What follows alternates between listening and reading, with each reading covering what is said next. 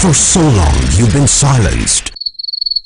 We have just found your voice. Take it, use it. You assess Nigerians before you become politicians or before you become member of any political party. The kind of things that happen in Nigeria, this is so usual that if God looks down from heaven, you realize that we are really paying for our sins. Speak your truth and be heard on the Eagles Morning Rise, 6 a.m. to 10 a.m.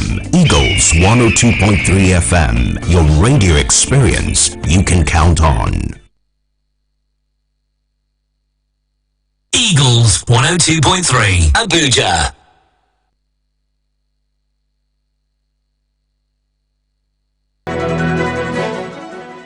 Top of the morning to you again, and big apologies for the delay. We really apologize. You know how technology can be sometimes. It just gets in the way of good stuff.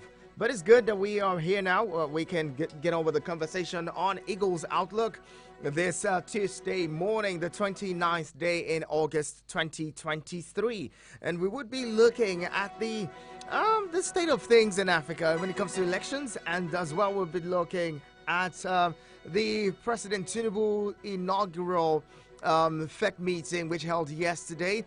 Some of the fallouts of that meeting includes the president giving a marching order to the ministers to revamp or revive the economy within 3 years, and also create about 50 million jobs. They looked at the 8-point agenda, according to the Minister of Finance and Coordinating Minister of the Economy, Wale Adu. The 8-point agenda of the president includes food security, ending poverty, economic growth and job creation, access to capital, especially consumer credit, inclusivity, especially for youth and women, improving security, as well as improving the playing field for investors and all. The rule of law, as well as fighting corruption. These are the 8-point agenda, according to the Minister of Minister of Finance and Coordinating Minister of the Economy, Wale Adu, when they briefed journalists after the FEC meeting. Well, my guest this morning is a media practitioner, one who has been there, done it all, and seen it all. He is the CEO of Love Work Media Group. Is a public affairs commentator as well, an analyst as well, Mr. Obadiah Mbila, joining us in the conversation this morning. Thank you so much for joining us, Mr. Mbila. We're really glad that you joined in the conversation this morning. Thank you so very much for having me. It's a privilege to have you. Let's get on to the conversation. First of all, let's look at elections. So over the weekend, we saw elections in Zimbabwe as well as elections in Gabon. And many people have said, look, some of these elections that we've seen in Africa, some of them are taking cues from Nigeria, which is considered the big brother in Africa, and also, the largest economy in Africa, the giant of Africa. So whatever Nigeria does is considered, great. Other people are saying, look, this has nothing to do with Africa. Some of these countries have been the way that they've been in places like Gabon, where you had people, leading the country, one family leading the country for about 50 years or so, 56 years. This is what people have, these are the speculations and the conversation and the polity. Now, let's talk about the elections across Africa, which, for instance, in Gabon, yes, we saw, the internet being cut out, curfews imposed, and people not having the freedom of, of interaction or even communication. What do you make of the quality of elections that we have in Africa, not leaving aside that the Nigerian election is one that has ended up in court? We're waiting, and people are saying there's speculations that, the courts may have reserved judgment for the 16th of September. All of these playing out in the continent of Africa with coups and counter coups here and there. What does it say about the quality of elections that we have in the continent, and how can we improve on these? Yeah, they say that the taste of the pudding is in eating. If our election has passed through integrity tests across board, board, you would not see the type of reaction or military incursion that is making its way in almost all the Francophone countries in Africa. Now, people vote in an election and vote to bring a change they desire, a change they dream for, a change they have worked for, and suddenly, when the result of the election is announced, they discover that all their effort has been bastardized. Those who are in position of power have decided to truncate their will, the supreme will of the people, and bring whoever or whatever they wish to be on board. Now, this is the case not only in Nigeria, but across the nations of Africa. And I can tell you that the reason why you see the jubilation from people each time you see or hear about a military incursion, you see people taking to the streets, rejoicing, welcoming the juntas, even though their dream or their excitement usually is outlived, because when the military juntas now begin to churn out their policy, they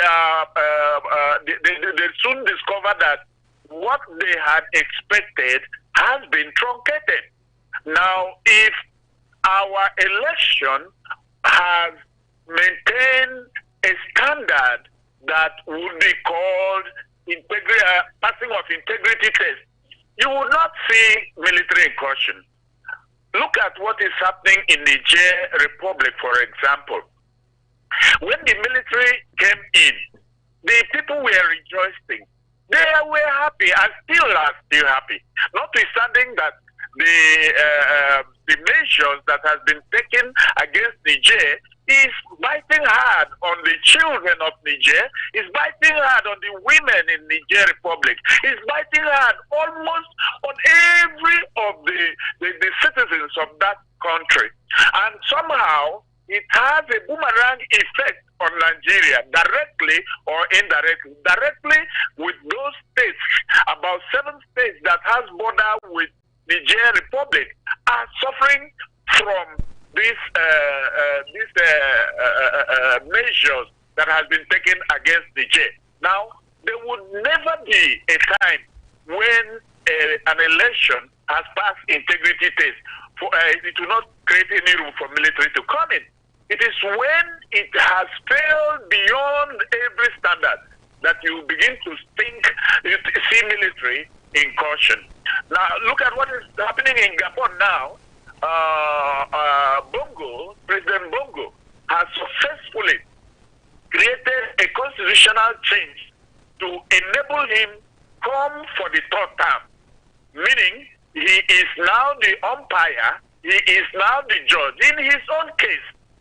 This is part of the reason why you see military incursion in Africa. And we do hope that Nigeria, having set a pace or a standard, at least for the past 25 years, we have had a democracy that has not been truncated. This is commendable. We must applaud this. But does that mean that our election has passed that integrity test? The answer is no. How would you explain that an INEC authority who said this is the standard we have set for the pronouncement of results will just about the 11th hour change and introduce a winner? Though it is in Nigeria, this type of thing can play out in any other country. And that's why you see in Burkina Faso, in Chad, in Niger, all these countries are happy that the military are on the steering wheel. Hello? Yes, we can hear you. We can hear you. Yeah. Now let's come back home to talk about some of the elections that would be holding in the country. Off-season elections. We have elections in Bayelsa, Kogi, Imo states coming up in November, and already we're beginning to see some levels of intimidation, some levels of face-off between, for instance, in Edo State already there is a face-off between the governor and the deputy governor. The deputy governor wants to be governor. It seems like the governor of that state, Governor Godwin Obaseki, isn't on the same page as with the deputy governor. Yesterday we saw that the media crew of the deputy governor was fired. In Imo State, we've seen some intimidation of opposition. The Labour Party secretariat was raided, yesterday or so, or invaded by some unknown persons who may have been. People are saying the Labour Party and its supporters are saying that the governors or people from the government house who raided the Labour Party secretariat. The same cuts across in Kogi State. There's been reports of the SDP secretariat being vandalized as well and attacked, people being attacked because they do not support certain candidates and all. This has continued. And what do you see playing out in these off-cycle elections in our country, Nigeria? Yeah, the off-season election supposed to be an election that is higher than the general election is achieved. But unfortunately, the entire state that you have mentioned, Kogi, Bayelsa, Edo, and then of course Imo State, they have experienced palpable reason to fear that violence will also be experienced during the election, and this is not quite palatable. The case of Edo State, for an example, is an infighting between the sitting governor and his deputy, Philip Shaibu, and the governor is seeing Philip Shaibu leaving the party, the People's Democratic Party, to another party to contest the election. Now, the governor may have his reason to oppose the coming of his deputy, although they have been together in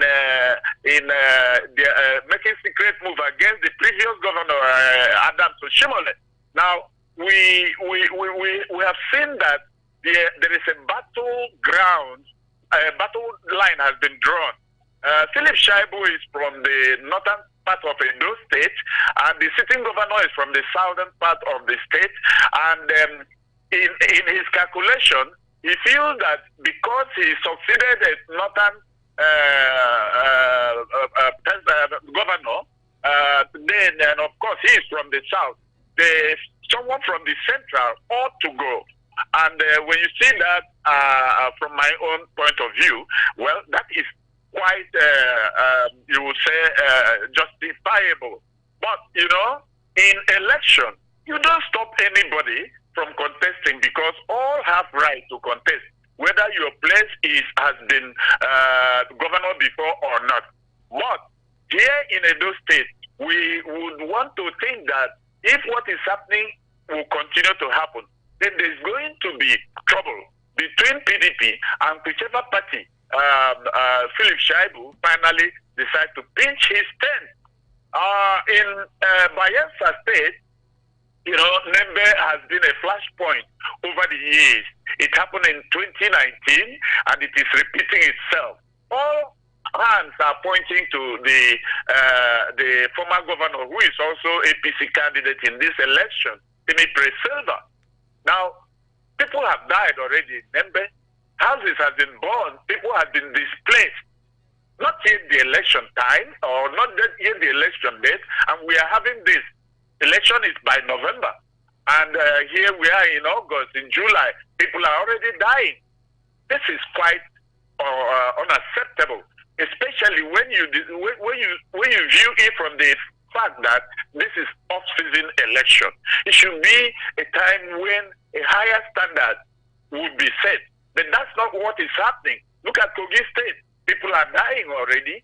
We have seen SDP or secretariat burnt down, you know. So, in all, our manner, our culture towards election is that it appears every incumbent want to resist change by all means.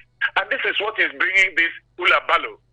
And in Imo State too, it is believed that the two parallel Labour Party candidates that has emerged in that party is the handwork of the APC governor, that is Mr. Hope, Senator Hope Uzodinma. I don't know, but you can see that they are not looking at it as an election, they are looking at it as war. Now, where does this leave the ordinary Nigerian who just wants to vote in, his preferred candidate on election day? We saw what played out during the February elections, the February 25th elections, where people who wanted to go out and vote, peacefully were attacked. Some of them were, some people were even killed on account of just going out to vote in leaders. We've been 24 years, like you mentioned, with the democracy. How come we haven't grown past this level of, election vices where people lose their lives on account of an election of just one day or a few hours? People lose their lives, businesses are destroyed, and all of that. At what point would we grow past these kinds of elections? Well, I can tell you this is quite an unfortunate development. Oh yes, in other climes where their democracy have lasted some 100, some 200, the culture have also changed with time. And I believe that Nigeria's case will not be different. With time, people will learn not to die for the cause of others. With time, people will learn to know that they should respect the wish of individual. If I say I'm going to vote for party A, it is my right, and so I should be respected. What happened in Lagos is quite a shameful thing, that you don't even know who I'm going to vote for just because you see my face looks like one candidate tribe, or that you wouldn't want us to vote for. So you attack me. You attack those that are following me. People were maimed. People were wounded in Lagos just because some hoodlums believed that they were not going to vote for the candidate of their own choice. And that means you are now hoodwinked to do the bid, forcefully, of course, the bid of those that feel that the power is more in their hands. This is an unfortunate state, but I can assure you, we will continue to pass through some of these things until maybe by the time we are 50 years, there will be action that voters will refuse to take, no matter what you put before them. We are still learning, of course. If you describe a 24 years democracy as nascent, you are not too wrong, comparing it with America that has been 200 years plus. So, in my mind, for me, I think it is a culture that will change with time. But the greatest worry is not the people, but the leaders who's supposed to lead the way to tell us what decency is all about, who's supposed to lead the way to tell us how we can change to a new culture of democracy. And of course, we say democracy is a government of the people, by the people. Now, how can the power that's supposed to belong to the people now be hijacked by few individual politicians? This is an area that Nigerians need to rise up to the occasion to say we must do the will of the people, not the will of certain individuals who want to take power by all means. But like as I said, I think we are learning, and we have to pass through this trope until we get to the Eldorado. Not yet Eldorado. Well, let's bring it. Let's leave this conversation with this final question, where people are saying, look, we need to get to a point where if we have elections, especially because these days it seems like the final outcome of our elections are determined by the courts, we should have a situation where civil society and everyone is mandates or prevails on the National Assembly to review the Constitution and allow for, election litigation and court cases surrounding elections to be over before swearing in. What do you make of that? Because we see that, the election that brought in President Tinubu has been challenged in court. Yet the president, yesterday had an inaugural cabinet meeting, is set in place governance, and government is running. He's even, choosing the minister of justice and all. At this point, what do you support the argument that we need to look at the Constitution and review so as to know that allow for government or governance to run freely without distractions of the courts? Well, someone has said, and rightly so, is it that it's not that we don't have laws that can help us do the right thing at the right time and in the right place. We have laws, although there is nothing wrong for continuous amendment, because sometimes when a problem arises along the way, it becomes a call for the law to be amended. Now, I watched this particular election in February, and I participated actively. I discovered that no one is interested in obeying the law. By now, we're supposed to have a special tribunal that tries and prosecutes those election offenders.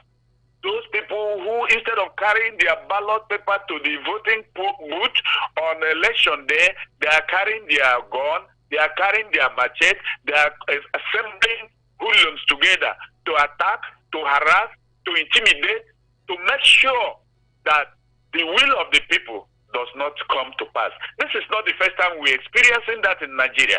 The question is that how many people have been prosecuted to set an example for others? Because until they are prosecuted and convicted, of course, every other person can always go free, unscotched, because he has a godfather on top who can always call the IG of police or DSS or whoever and ask that that particular individual be released. So it's not about the law, even though we still need amendment of the law here and there. The question is who are going to lead the compliance force. The police have not shown the capacity to lead the compliance force. By now, they should have announced to Nigerians that in the last election, we arrested so people. This number from Ekiti State, this number from Lagos, this number from Abia, and so on and so forth. But have you had any of such things? We even had a case where people came out on air to declare war against particular tribe of people, or who, if they come out to vote, that they consider themselves dead. Did we not see the video that went viral? What did we do to that individual who incited the people to violence? What of MCO Oluomo in Lagos, who came out openly to boast and declare war against some individuals? What happened to him? So why do we continue to amend the law when we cannot implement the one that we have? That is the problem. The politician would not want us to amend the law. To me, I know the 10th National Assembly, anywhere we can persuade them to do more job in our constitution. Don't forget that the constitution was freely written and handed down to us by a military administration, a military junta. Now, I don't imagine that such a constitution can capture the supreme will of the people at the end of the day. And so the constitution needs to go amendment, and that as soon as possible. Not the type of alteration that we witnessed in 2012 by National Assembly. The areas that is biting us hard were neglected, but the areas that has no significance in our development, we are taken up. Take for example, when 2012 amendment was being prosecuted by the then is it 5th or 6th National Assembly. I remember that after the amendment granting the state assemblies autonomy from the governors, they sent this the amended copy to the state assembly, whose life, whose corporate image were being protected. And the state assembly turned back those amendments and said they are not interested in a country that is looking for progress. The man that's supposed to be checking the governor is not, because the governor has called him and settled him. So it's not so much about making of laws, but do we... Conversation now, and we'll be talking some more about the President's inaugural FEC meeting. It seems like the meeting has been moved from Wednesdays traditionally to Mondays. Let's see what plays out. And looking at some of the aspects or some of the highlights of the inaugural FEC meeting by the Tinubu administration yesterday at the presidential villa. We'll be talking some more with my guest, who is the Chief Executive Officer, Love Work Media Group, Mr. Obadiah Mbila, joining us in the conversation this morning. Keep it with us. The conversation continues. Eagles 102.3 Abuja. Abuja Municipal Area Council wishes to notify the public that it is reintroducing the suspended on-street parking management Park and Pay in the Abuja Municipal Area Council. This is sequel to the conclusion of all legal processes required before the reintroduction. The administration therefore wishes to notify the public of the following plan of activities. From September 1st, 2023, the full-scale implementation of the scheme will commence. The public is hereby assured of excellent service delivery by the operators, while maintenance of orderliness in the parking regime in the Abuja Municipal Area Council remains the ultimate goal. Signed, Management, Abuja Municipal Area Council.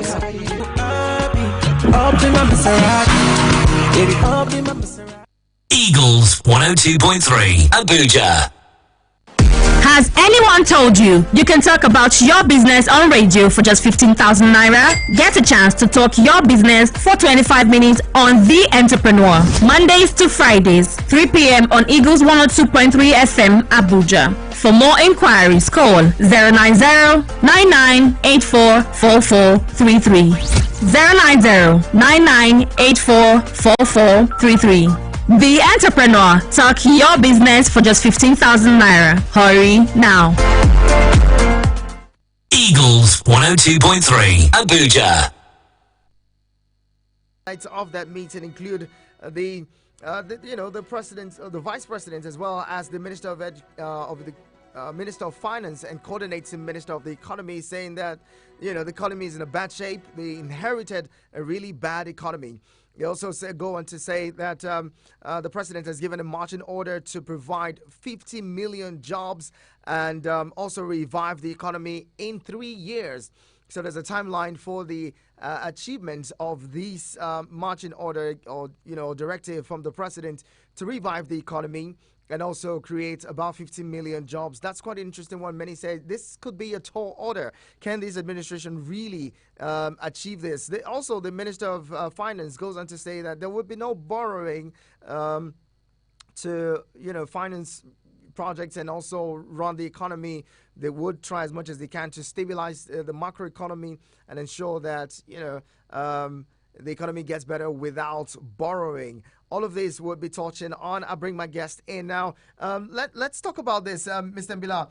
The FEC meeting had these, really, really big, ambitious, goal that the president has set before the ministers. He told them to go ahead and make decisions, not be afraid to make decisions. Go ahead, that they were selected to do the job, and as such, they should be able to deliver. Do you think that especially this goal of creating 50 million jobs within 3 years and also reviving the economy is achievable, and the timeline set for it, what do you make of that? Yeah, sometimes the politicians are good in making promises, but the promises they have made in the past not found it has not been achieved. So it can create doubts in the mind of Nigerians. I would have loved a situation where the minister would take the thing bit by bit and say in the next 1 year we are creating 1 million jobs. That makes that can be understandable. But to say 60 million jobs in 3 years, man, is a tall order.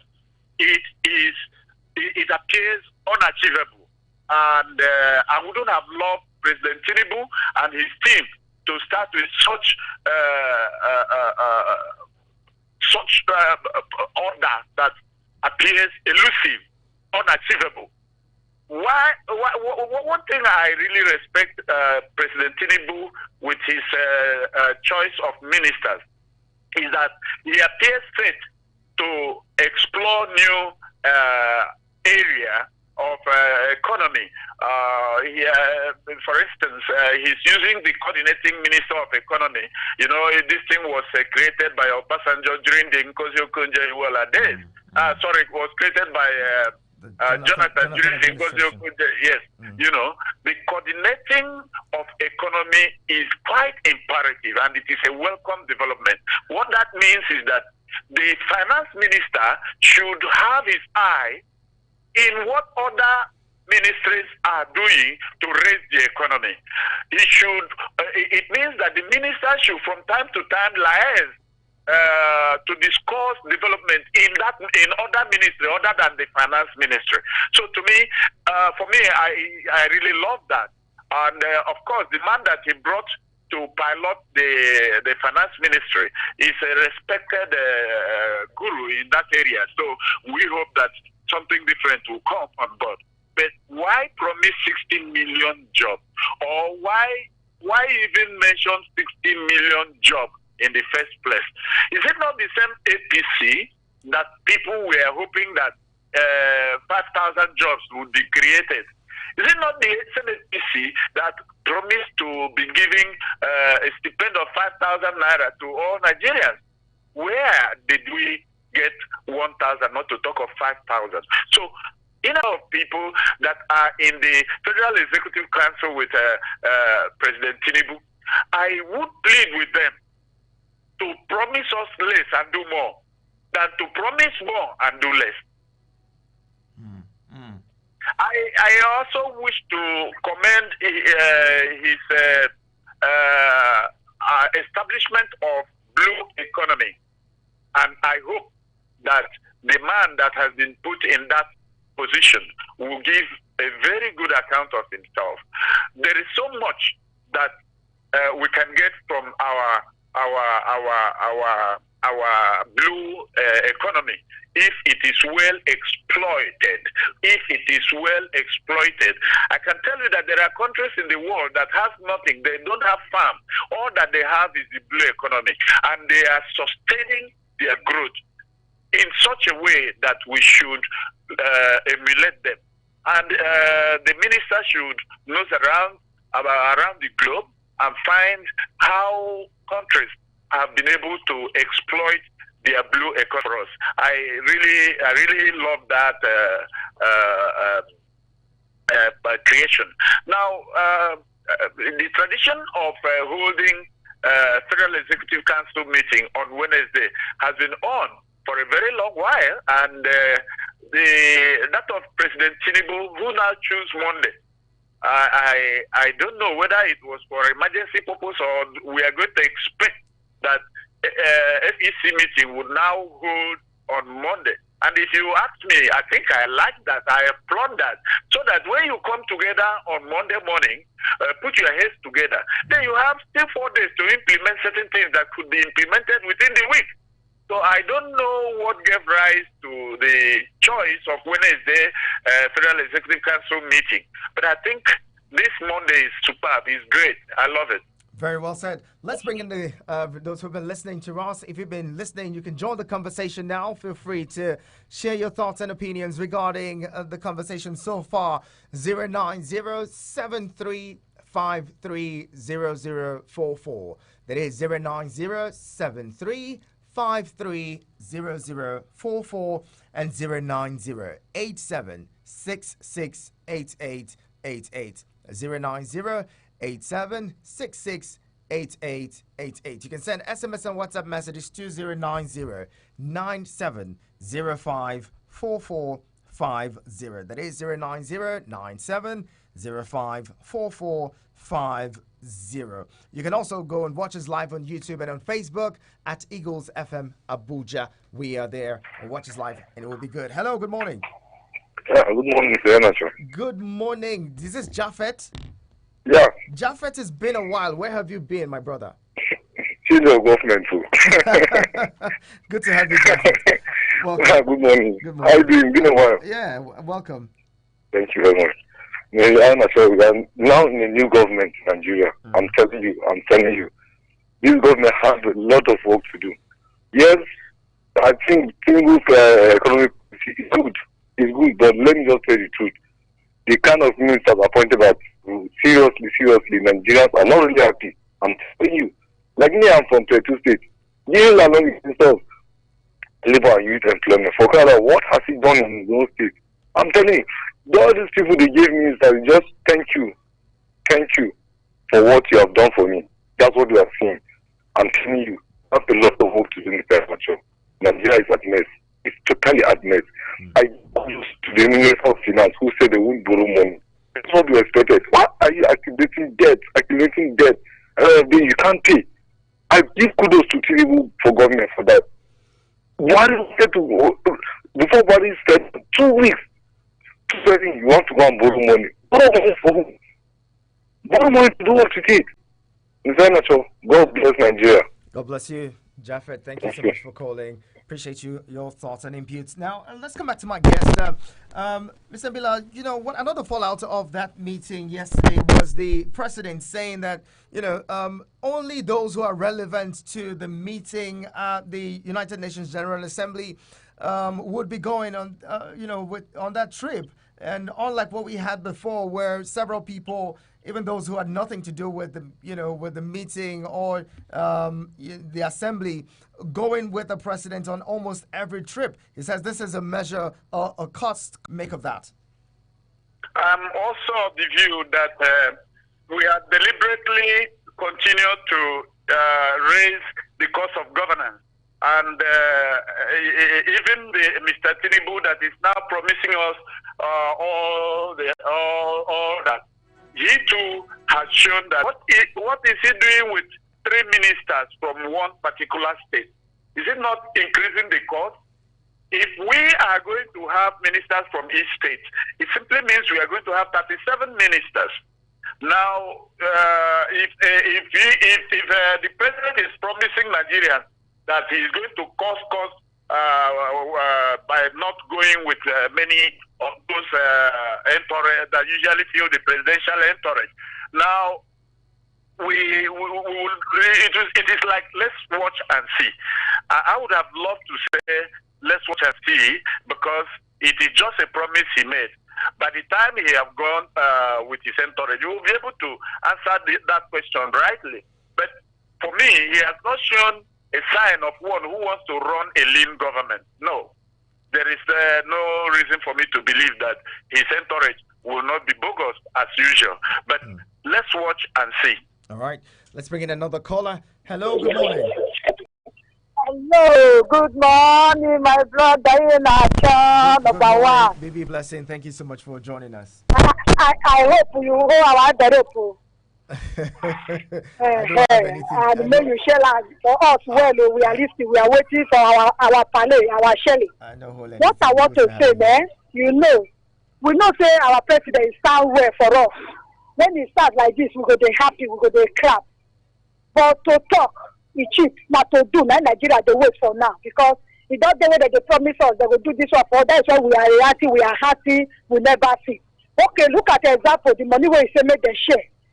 Do you know some people never share now? Some say they don't see 2 billion. Now, what did that 2 billion can do? Some people will just pack it down for their pocket. And some people don't get food to eat. How do you take sure they go share that food for common man where no get food? Okay, what I want to say, reduce the cost of our senator. I want to know for this radio.